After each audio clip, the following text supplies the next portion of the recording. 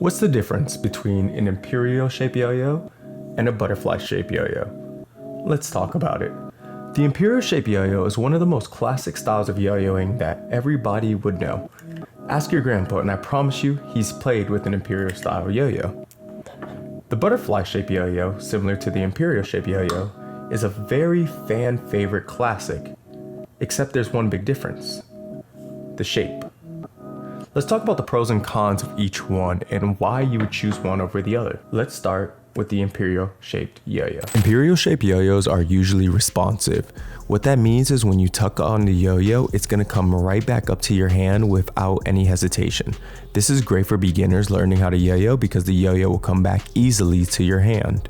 So imperial shaped yo-yos are good for learning those classic tricks that everyone knows and loves, such as around the world, rock the baby, and loop-de-loop as well.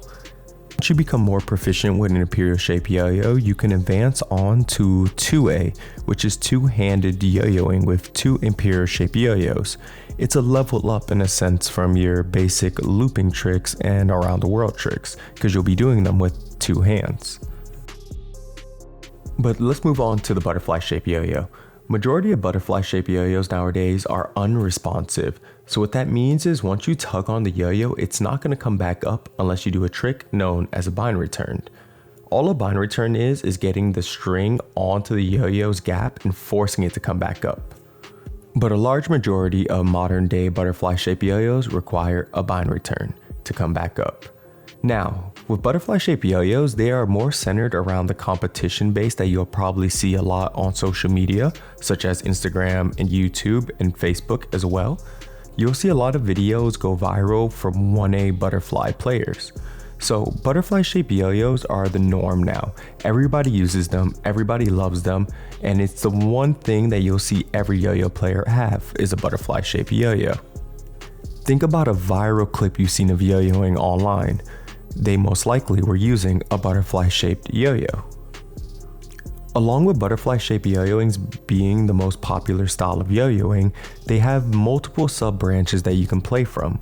They have their own two-handed style known as 3A. They also have another sub-style known as 5A, which involves a counterweight.